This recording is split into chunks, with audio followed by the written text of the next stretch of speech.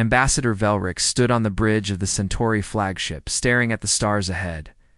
Today was historic.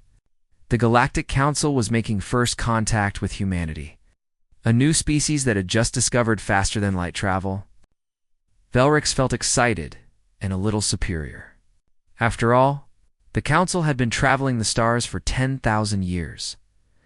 5 council ships moved through space in perfect formation. Each ship was beautiful, with smooth curves and hulls that shimmered like crystals. Energy shields glowed around them like colored auroras. These were the pride of galactic civilization, representing 50 different species working together. "How much longer until we reach the meeting point?" Velrix asked. The navigator, a thin Archelian with silver skin, checked her instruments. 20 minutes, Ambassador. We are approaching the edge of the Sol system." Velrix nodded and pulled up the human file on his datapad. Humanity had only achieved FTL travel 50 years ago. Their technology was primitive compared to Council standards. Their ships probably still used chemical rockets and basic fusion drives. The Council was doing them a favor by making contact so early. "I hope they sent something presentable," said Commander Thrace, the military advisor. She was a tall warrior from Archelia, a species known for their powerful fleet. It would be embarrassing if they arrived in some rusty container ship. The other delegates laughed. They had all seen the same reports. Humans were young, inexperienced, and technologically backward. This meeting was really about teaching them how the galaxy worked. "You must be kind," Velrix said, though he smiled too. "Remember, they do not know better. We will guide them, show them the proper way to build ships, and conduct diplomacy." The communications officer suddenly spoke up. "Ambassador, I am detecting a ship at the coordinates." "One vessel? One ship?" Velrix frowned. "They only sent one ship to meet 5 council vessels? Perhaps they have nothing else," Commander Thrace suggested. "Their entire fleet is probably just a few dozen ships. They sent their best, I am sure." Velrix prepared his speech. He had practiced it many times. He would be friendly but firm, welcoming but clear about hierarchy. Humanity would learn their place in the galactic order. "Bring us closer," he ordered. "Let us see what humanity has sent to meet us." The ships moved forward. The view screen showed only empty space and distant stars. Then the sensors started beeping. The navigator stared at her screen with confusion. "Ambassador, the sensors are having trouble. The computer keeps rejecting the data." "What do you mean?" Velrix asked. "The size readings? The computer thinks there is an error. It keeps recalculating." Commander Thrace moved to her tactical station. She ran her own scans. Her face went pale, which was strange because Archelians never showed fear. "Ambassador," she said slowly, "you need to see this." Velrix walked to her station. He looked at the numbers on the screen. Then he looked again. "This cannot be correct." "Run the scan again?" "I have run it 5 times, sir. The results are the same." The human ship appeared on the view screen. At first, Velrix thought it was a space station. Nothing that large could be a ship, but it was moving, and it had engine signatures. 6 kilometers long, the Council's largest dreadnought was 1 kilometer long. This human vessel was 6 times that size. It was bigger than some moons, but size was not what made Velrix feel cold fear in his chest. It was the design Council ships were elegant. They were works of art, with smooth lines and graceful curves. They looked like they were dancing through space. The human ship looked like it was made to kill. It was all sharp angles and brutal efficiency. The hull was dark gray, almost black, and covering every surface were weapons. Huge gun barrels pointed in every direction. Missile pods sat in clusters of hundreds. Strange arrays that Velrix could not identify covered the sides. The tactical computer tried to count the weapons and gave up. There were too many. "How many weapon systems?" Velrix whispered. Commander Thrace's voice shook. 847 confirmed. There may be more we cannot identify. That is more than our entire convoy combined. Yes. Sir, across the hull in letters 3 stories tall was a name painted in white, Unscab Salute Resolve. The bridge was silent. All the delegates stared at the human warship. It was not moving. It just sat there in space, waiting. But even motionless, it radiated menace. This was not a ship built for exploration or trade. This was a machine built for one purpose only. War. Velrix realized something terrible. They had come here thinking they would teach humanity. They had assumed humans would be grateful for council guidance. They had believed their own propaganda about being the most advanced civilization. But looking at that warship, Velrix understood the truth. Humanity did not need teachers. They did not need guidance. They had built something the council had never imagined possible. "Sir," the communications officer said nervously, "the human ship is hailing us." Velrix's hand hovered over the communication panel. For the first time in his long diplomatic career, he did not know what to say. How do you speak to a species that builds ships like that? How do you establish hierarchy with someone who could destroy you without effort? "Ambassador?" the officer prompted. "Should I open the channel?" Velrix took a deep breath. Everything they thought they knew was wrong. This first contact was not going to be what anyone expected. "Open the channel," he finally said. The view screen changed. A human face appeared. Captain Sarah Chen, according to the text below her image. She smiled warmly. "Welcome to the Sol System," she said. "We have been looking forward to meeting you." Her voice was kind and friendly. But behind her, through the windows of her bridge, Velrix could see the weapons systems. He could see the tactical displays. He could see the power readouts that showed energy reserves, capable of destroying planets. Captain Chen seemed pleasant and peaceful, but she commanded the most terrifying weapon Velrix had ever seen, and she had called it a diplomatic vessel. Hash. Their first look at a human warship, and they saw Itan stopped moving. Part 2. The architecture of war. The council ships held their position. None of them moved closer to the human warship. On the bridge of the Centauri flagship, everyone stared at their screens in shock. Commander Thrace worked at her tactical station, running scan after scan. She was Archelian, from a warrior species with 5,000 years of military history. She had seen every type of warship the galaxy had to offer, but she had never seen anything like this. "The weapon count is confirmed," she reported. 847 systems. Railguns, missile pods, energy weapons we cannot identify, and something that looks like mass accelerators. "Mass accelerators?" Velrix asked. "Like the ancient weapons." "Yes, but much larger. And there are over 200 of them." Thrace's voice was quiet. "Ambassador, this single ship has more firepower than the entire Archelian defense fleet." On the view screen, Captain Chen waited patiently. She still smiled, still looked friendly. The contrast was disturbing. Velrix forced himself to speak. "Captain Chen, thank you for meeting us. We are honored to make first contact with humanity." "The honor is ours," Chen replied. Her enthusiasm seemed genuine. "The council has achieved so much. We have so much to learn from you." Velrix felt confused. She spoke about learning and cooperation, but she commanded a ship that could destroy worlds.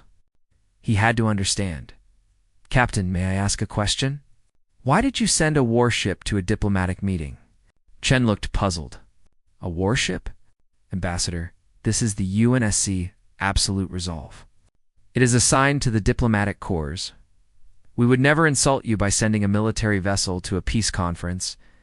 The bridge went silent. Every council delegate turned to stare at the view screen.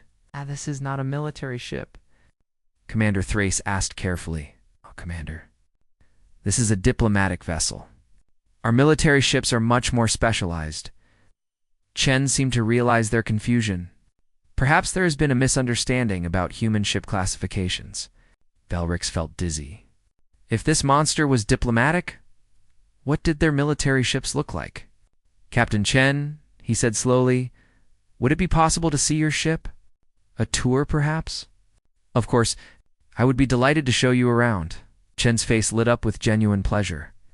"I will send shuttle coordinates. Please, come aboard." 20 minutes later, Velrix sat in a shuttle with Commander Thrace and 3 other delegates. They crossed the space between ships in silence. As they approached the Absolute Resolve, Its true scale became clear. Their entire ship could fit inside one of its hangar bays. "Look at those gun batteries," Thrace whispered. "Each one could sink a dreadnought." The shuttle passed by a weapons array. The barrels were as wide as houses. There were hundreds of them. They entered a hangar bay, and Velric stopped breathing. Inside were rows and rows of smaller ships. Fighters, bombers, assault craft. Hundreds of them, all armed, all ready.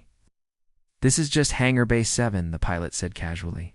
"We have 12 flight decks total." Captain Chen met them at the airlock. She was shorter than Velric's expected, with dark hair tied back and a crisp uniform. She shook everyone's hand with a warm smile. "Welcome aboard the Absolute Resolve. She is a good ship.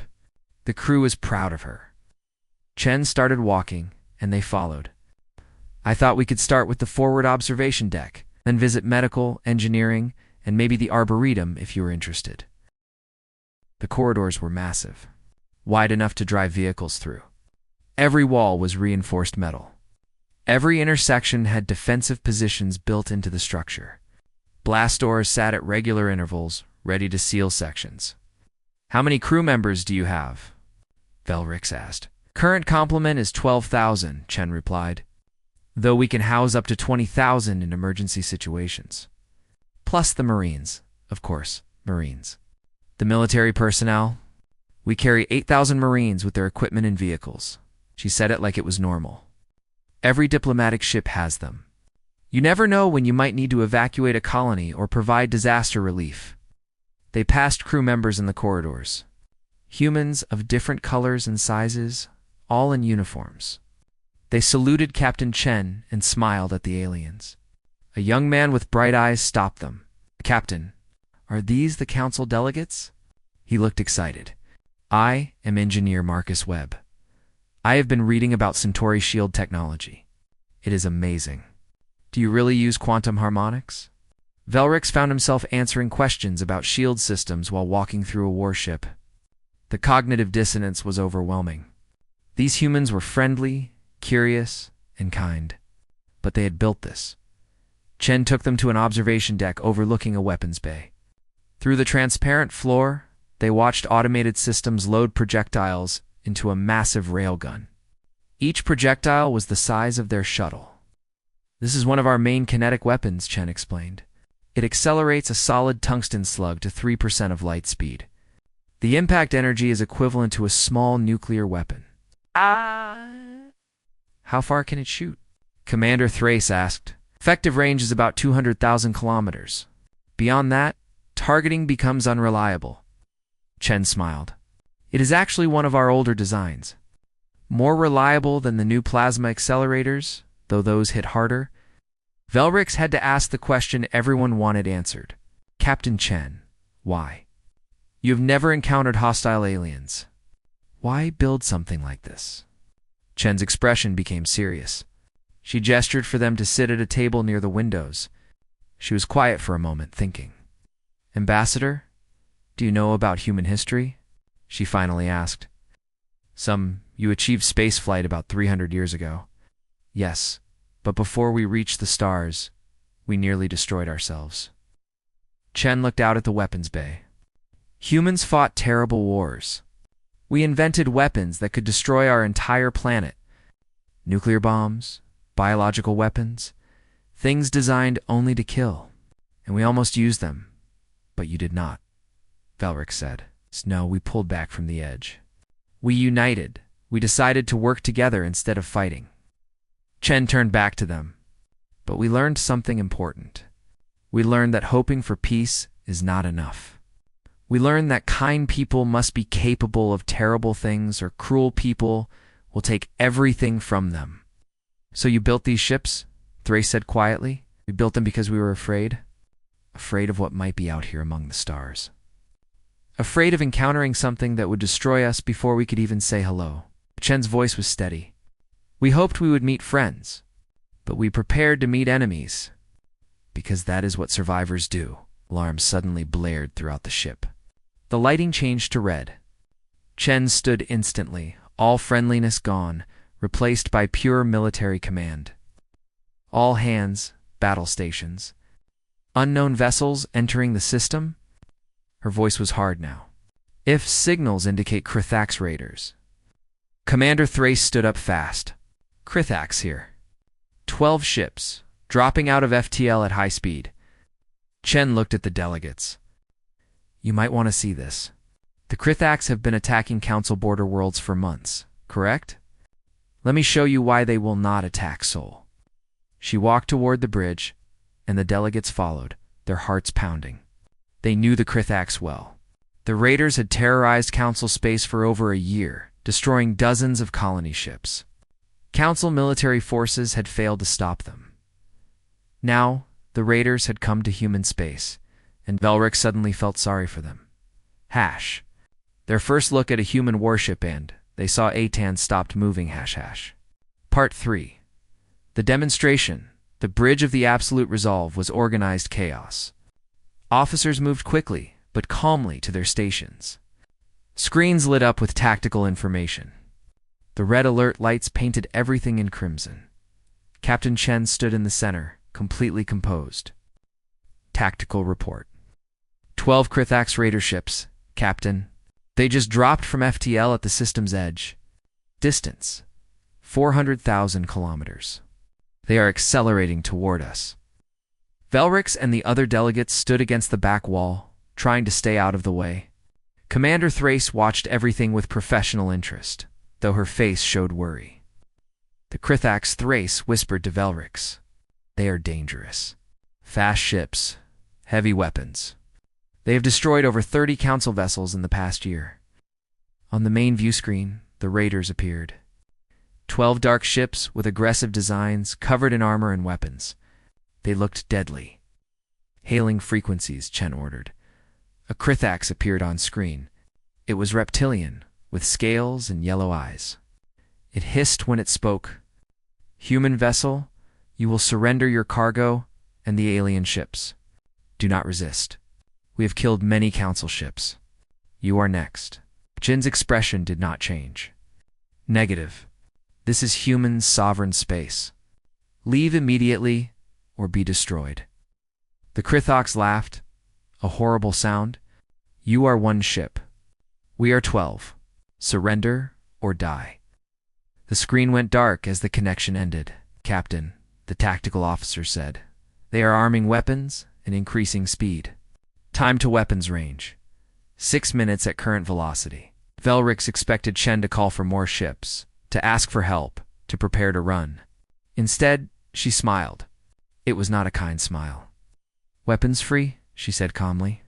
All batteries, all systems. Show them why this is human space. The tactical officer's fingers flew over his console. Targeting solutions locked. Railguns ready. Missiles ready. Plasma arrays charging. Time to engagement? Chen asked. You can fire railguns in 12 seconds, Captain. Missiles in 8. But sir, they are still 400,000 kilometers away. That is inside our maximum effective range, Chen said. Fire when ready? Commander Thrace stared. 400,000 kilometers? That is impossible. No weapon can hit accurately at that distance. The tactical officer pressed buttons. Firing. The ship shuddered slightly. On the view screen, missiles launched from the Absolute Resolve by the hundreds. They streaked through space like a swarm of angry insects. Then the railguns fired. The sound was felt more than heard, a deep thrumming that vibrated through the deck. Time to impact. 90 seconds for kinetic rounds. 124 missiles, the tactical officer reported. The delegates watched the tactical display. The Krithax raiders continued forward, unaware of what was coming. They were still charging their own weapons, still preparing to fight at close range. Then the railgun rounds arrive, at 3% of light speed. The tungsten slugs were invisible. One moment the first Krithax ship was intact. The next moment, it simply exploded. The kinetic energy tore it apart at the molecular level. First target destroyed, tactical reported. Second target destroyed. Third destroyed. The missiles arrived next. They were smart, each one tracking its designated target. The Krithax tried to shoot them down, but there were too many. Hundreds of missiles against 12 ships. Explosions blossomed in space. Beautiful and terrible. Targets 4 through 7 destroyed. Targets 8 and 9 heavily damaged and losing power. The remaining Karithak ships tried to turn, tried to run, but they were too slow. The Absolute Resolve fired again. More railgun rounds, more missiles. The math was simple and brutal. All targets destroyed, Captain. Total engagement time, 93 seconds. We took no damage. Shields were not even tested. Chen nodded. Secure from battle stations. Dispatch recovery drones to scan the wreckage for survivors and intel. She turned to look at the delegates. My apologies for the interruption. As I was saying before the alarm, our medical facilities are quite advanced. Velrix could not speak. His mouth opened, but no words came out. 93 seconds. 12 ships destroyed in 93 seconds. Commander Thrace finally found her voice. How? We have been fighting the Krithaks for over a year. They are too fast, too well-armed. We lose ships every time we engage them. Chen looked surprised. Really? But they are so poorly designed. No point defense systems worth mentioning. Weak armor. Predictable movement patterns. She pulled up a tactical analysis on a screen. See here?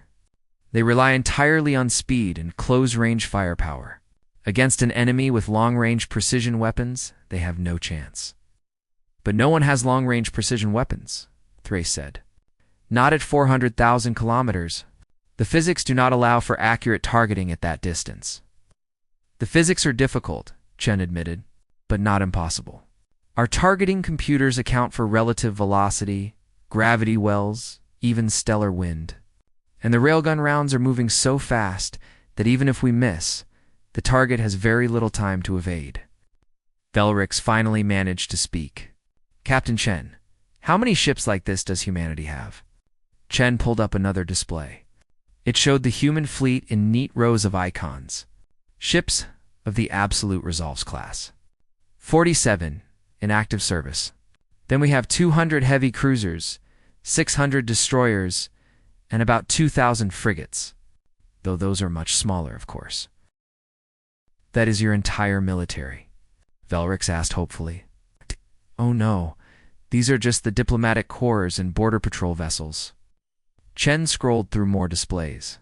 The actual military operates separately. Their ships are more specialized.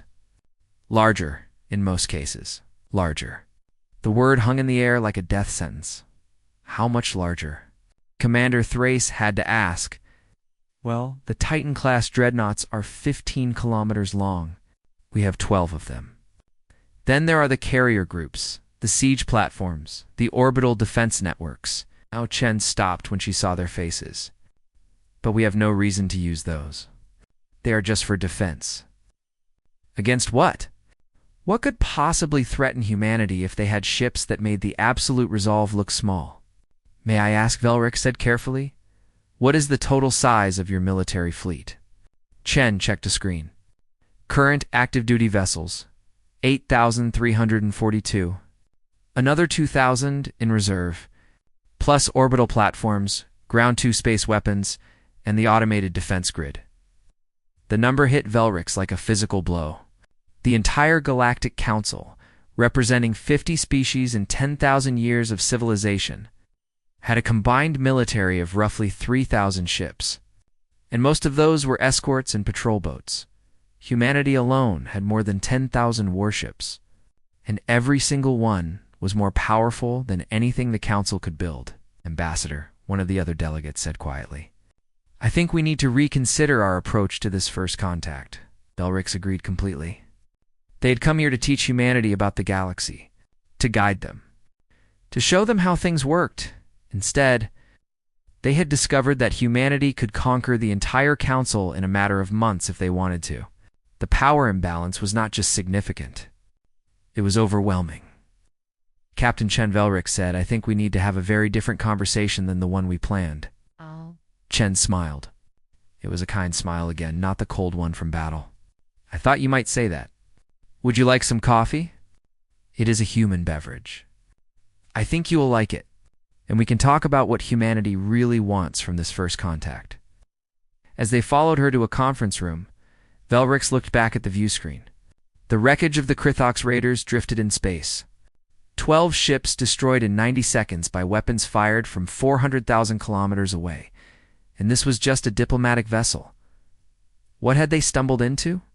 Their first look at a human warship, and they saw Itan stopped moving ##. Part 4. Understanding the conference room was surprisingly comfortable. Large windows showed the stars outside. A table made of real wood sat in the center, surrounded by chairs designed for different body types.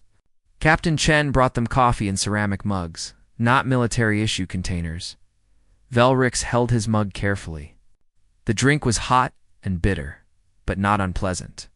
He watched Chen sit down across from them, relaxed and friendly, as if they had not just witnessed the destruction of 12 warships. "Captain," he began, then stopped. He had prepared a speech about galactic law and council procedures. None of it seemed relevant anymore. "I do not know what to say." "That is honest," Chen replied. "I appreciate honesty." Commander Thrace leaned forward. "Captain Chen, my people have been warriors for 5,000 years. I have studied every military force in council space. I thought I understood warfare." She gestured toward the window, toward the ship around them. "But I have never seen anything like this. I do not even have words for what this is." "It is survival," Chen said simply. "Or at least, that is how we think of it." "Survival?" Another delegate, a small furry creature named Plix, spoke up. "You have enough weapons to destroy every council world 10 times over. What are you surviving against?" Chen was quiet for a moment. She sipped her coffee. "That is a good question. Let me tell you a story about humanity." She stood and walked to the window. 400 years ago, humans lived on one planet, Earth. We had not reached the stars yet, and we were killing each other. "Many species have wars," Velrix said. "It is unfortunate, but common." "Not like our wars," Chen said softly. "We invented nuclear weapons. Bombs that could destroy entire cities in seconds. We built thousands of them, and we pointed them at each other, ready to fire." "But you did not fire them," Plix said. "We almost did. Many times. There were moments when one person's decision, one computer error, one miscommunication, could have ended our civilization." Chen's voice was heavy with old pain. "We lived like that for decades. Every day wondering if it would be the last day." "How did you survive?" Velrix asked. "By learning," Chen replied. "We learned that having weapons is not the same as using them. We learned that the greatest strength is choosing not to destroy when you have the power to do so. We learned that peace is not the absence of weapons, but the presence of wisdom." She turned back to face them. "When we finally united and reached for the stars, we had a choice. We could build exploration ships, science vessels, peaceful traders. Many humans wanted that. They were tired of war. But you built warships instead," Thrace said. "We built both," Chen corrected. "For every warship, we've built 3 science vessels. For every weapon, we built a hospital. But we made sure the warships were strong enough that no one would dare threaten the science vessels." Chen pulled up a holographic display. It showed Earth, then Mars, then the outer colonies. As we spread through our system, we found ruins. Evidence of another species that lived here millions of years ago. They were peaceful explorers, advanced, wise.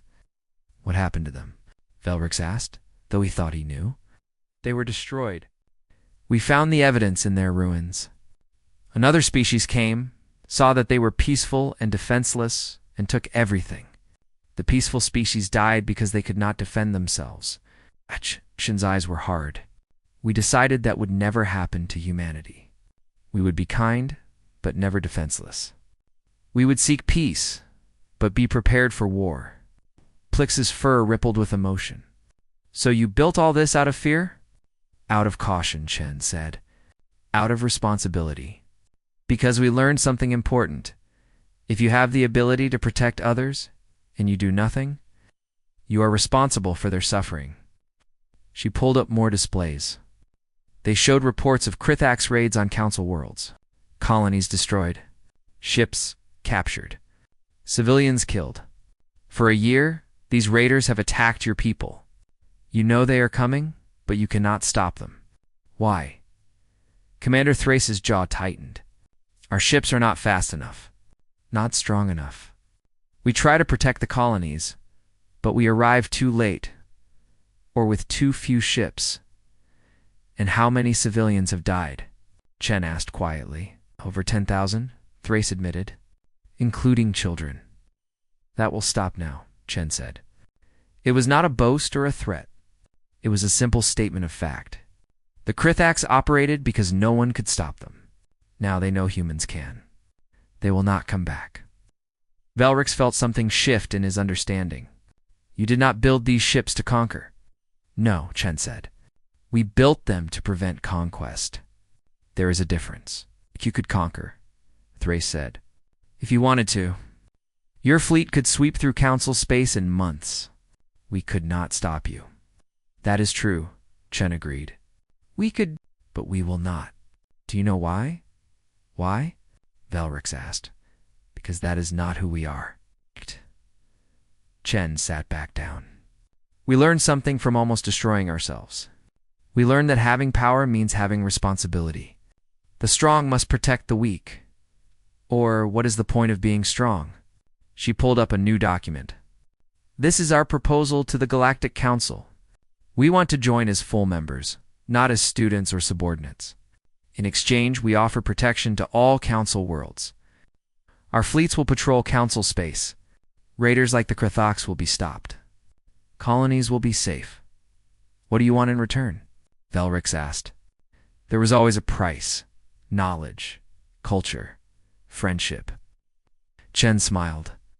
You have 10,000 years of art, music, literature, science. We have 50 years of spaceflight. We want to learn. We want to be part of something bigger than ourselves. That is all? Plix asked suspiciously. Just knowledge? Just knowledge, Chen confirmed. We do not need territory. We have more space in our own system than we can use. We do not need resources. Our asteroid mining produces more than we can consume.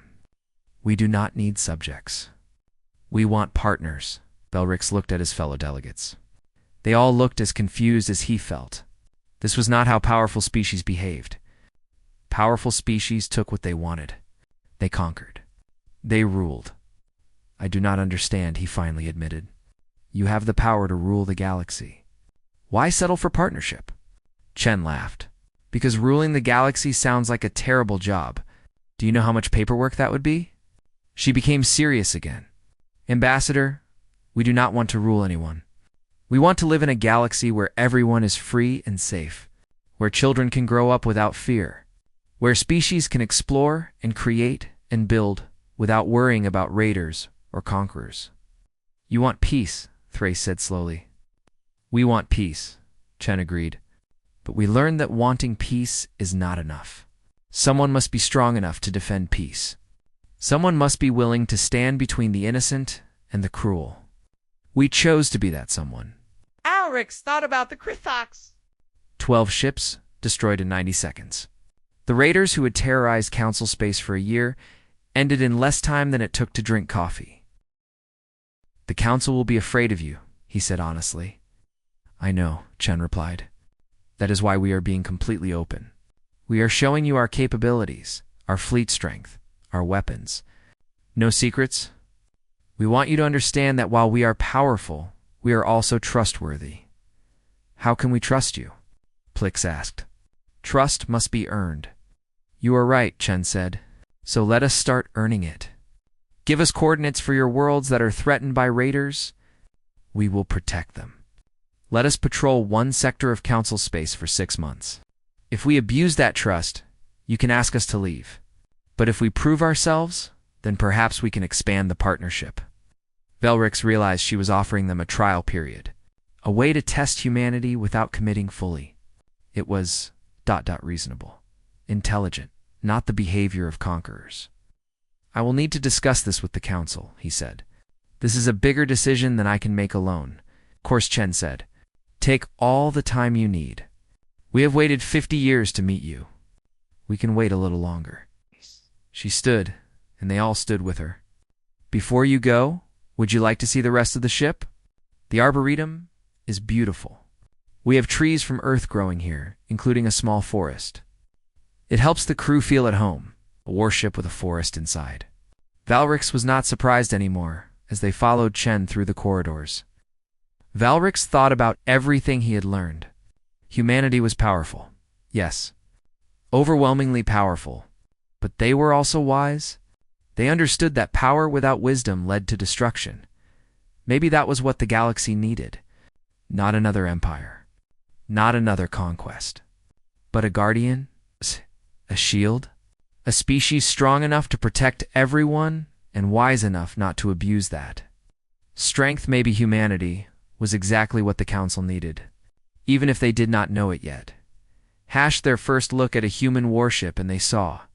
Atan stopped moving Part 5, a new dawn 3 days later. Velric stood in the council chambers on the central world of Centauri Prime. The Great Hall was filled with representatives from all 50 council species. Everyone wanted to hear about the humans. The chamber was ancient, built from crystal that glowed with soft light. 10,000 years of history lived in these walls. Velrix felt the weight of that history as he prepared to speak. "Honored council members," he began, "I have returned from first contact with humanity. What I have to tell you will change everything we thought we knew."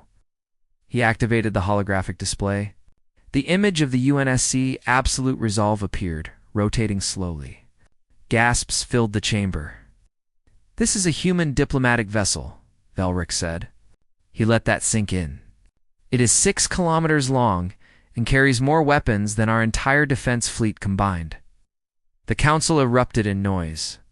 Questions, protests, fear. The council speaker, an ancient being named Orathax, raised one crystalline hand for silence. "Explain," Orathax commanded. Velrix told them everything. The size of the human fleet, the destruction of the Krythax raiders, the tour of the ship, and most importantly, the conversation with Captain Chen. When he finished, the chamber was silent. Finally, Counselor Mara of the Archelian delegation stood. "You are telling us that this one species alone has more military power than our entire council combined?" "Yes," Velrix said simply, "and they want to join us." Another counselor asked, "Why would they need us?" "They do not need us," Velrix admitted. "They want us. They want knowledge, culture, partnership. They are offering protection in exchange for friendship." "It is a trick," Counselor Brath of the Thorian Empire declared. He was large and aggressive, from a species that valued strength. They will offer protection, then slowly take control. This is how empires are built. Commander Thrace stood from where she had been sitting. "With respect, Counselor, I disagree. I am a warrior. I have studied conquest. This is not what conquest looks like." "Then what is it?" Brath challenged. "It is what they said it is. Protection. I watched them destroy 12 Krythax ships in 90 seconds. They could have destroyed us just as easily. But Captain Chen served us coffee and showed us their forest." Plix, the small delegate, added his voice. "They showed us everything. Their weapons, their fleet numbers, their capabilities. Conquerors do not do that. Conquerors use surprise. Or they are showing us how hopeless resistance would be," Brath argued. "If they wanted to conquer us, we would already be conquered," Thrace said flatly. "We could not stop them. Not even close. So why would they need to trick us?" That silenced the objections. The truth was uncomfortable but clear. If humanity wanted to rule the council, they could simply do it. They did not need permission or tricks. Orathax spoke again. "Ambassador Velrix, what is your recommendation?" Velrix had thought about this for 3 days. He had reviewed every conversation, every moment on that massive warship. He had watched Captain Chen command her ship with casual competence. He had seen the crew, friendly and professional. He had witnessed the destruction of the raiders who had terrorized council space for a year. "I recommend we accept their offer," he said. "Not because we have no choice, but because it is the right choice. The galaxy is not as safe as we pretended it was. The Krythax proved that. We need protection, and humanity's offering it. But at what cost? Someone asked. The cost of our pride, Velric said honestly. We must admit we are not the strongest. We must accept help. For a council that has led the galaxy for 10,000 years, that is difficult. He looked around the chamber. But our pride is not worth the lives of our civilians. 10,000 people died in Krithak's raids while we debated and planned and failed to act. Humanity stopped the raiders in 90 seconds. How many lives would they save if we let them help? Counselor Mara stood again. I have a question. Did they seem ... human? It was an odd question, but Velrix understood what she meant. Yes, they were proud of their ship, but not arrogant. They were powerful, but not cruel. Captain Chen cared about her crew. She was sad when she spoke about human wars. She was genuine when she offered friendship. They are people, Thrace added. Dangerous people, yes, but people who choose kindness when they could choose conquest. That is rare. The debate continued for hours. Some counselors feared humanity. Others saw opportunity. Some wanted to reject the offer out of pride. Others wanted to accept immediately out of pragmatism. Finally, Orthax called for a vote. All in favor of accepting humanity's proposal for a trial period of 6 months? 37 hands rose. 13 abstained. None voted against. Ass. The motion passes. Orthax declared. Ambassador Velrix, you will return to the humans and accept their offer. We will provide coordinates for our most threatened colonies. Let us see if humanity's actions match their words. 1 week later, Velrix returned to the Sol system. This time, he was not surprised by the size of the Absolute Resolve. He was not afraid of its weapons. He boarded with hope instead of fear. Captain Chen met him at the airlock with that same warm smile. Ambassador Velrix, welcome back. I hope the Council's deliberations went well. They did, Captain. The Council accepts your offer. We would like to begin the trial period immediately. Chen's smile grew wider. That is wonderful news. We have already prepared patrol routes based on public data about raider activity. When you are ready, we can coordinate with your military. There is something else, Velrix said. The Council voted to offer humanity a full seat immediately, not after the trial period. The vote was not unanimous, but it was decisive. Chen looked surprised. That is very generous. We expected to have to prove ourselves first. You already did, Velrix said. When you destroyed the Krithox but served us coffee, when you showed us your weapons but spoke of peace, when you offered protection but asked nothing but friendship in return, he handed her a data crystal. These are the coordinates of our most vulnerable colonies. And this is a message from the Council speaker. She wants to meet you personally. Chen took the crystal carefully. We will not let you down, Ambassador. I promise you that. I believe you, Velrix said, and he meant it. 2 months later, the results were clear. Human patrols had stopped 17 attempted raids. Not a single civilian had been killed. The raiders had tried to test human resolve 3 times. Each time ended the same way. Quick, precise, overwhelming response. Word spread through the underworld. Human space was forbidden. Council space under human protection was forbidden. Raiders went elsewhere, or stopped raiding entirely.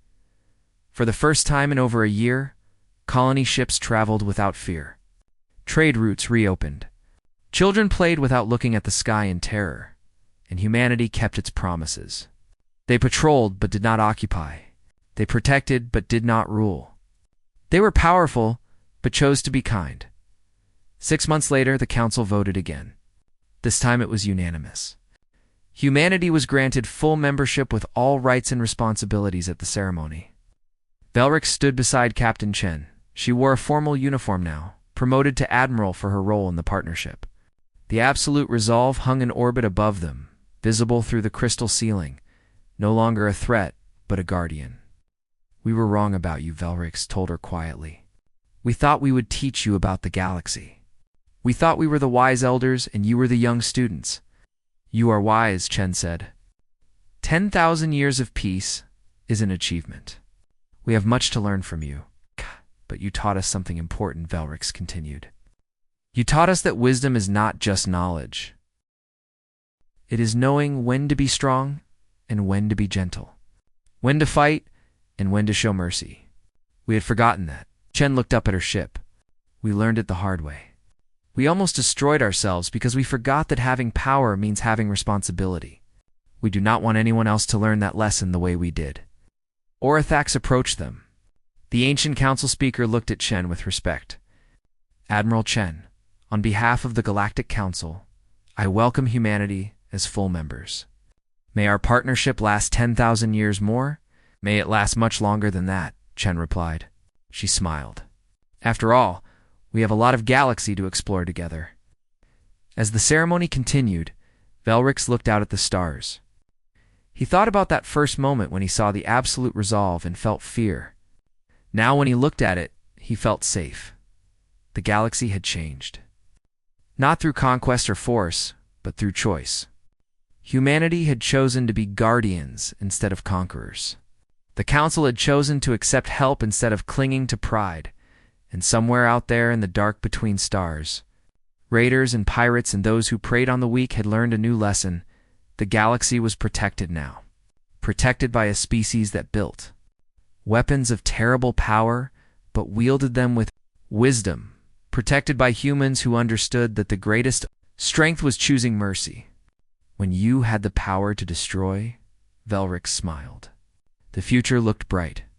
For the first time in a long time, the galaxy felt truly safe, and it was all because of a species that looked at the stars and decided that hope was not enough. That peace had to be defended. That kindness required strength. Humanity had come to the stars prepared for war, but hoping for peace, and they had brought both. The end.